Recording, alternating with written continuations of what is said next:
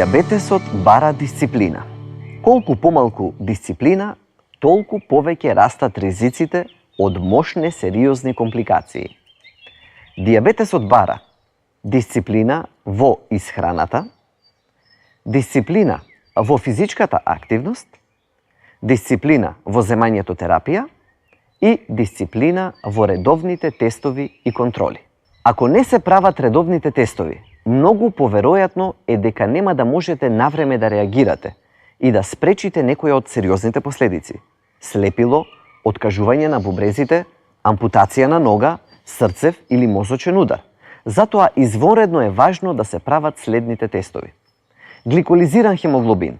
Овој тест е основа на следењето на состојбата кај пациентот. Барем 2 пати во годината, според Американската асоциација за дијабет. Редовно мерење крвен притисок. Покачениот крвен притисок секако е опасен, но особено е опасен кај пациенти со дијабетес. Мора да го мерите за да го ставите под контрола. Холестерол во крвта. Најголем дел од фаталните случаи кај дијабетес се токму кардиоваскуларните болести. Знаејќи ја оваа статистика, холестеролот не смее да ја надмине горната граница кај дијабетичери. Проверка на стапалата и самите редовно одржувајте хигиена, секојдневно, и следете ја состојбата на стапалата. Користете само удобни обувки. Контрола на очите. Вашиот лекар ќе ве упати на редовни годишни контроли на очите. Практикувајте ги, бидејќи со тоа може да го спасите видот. Тест за бубрежната функција.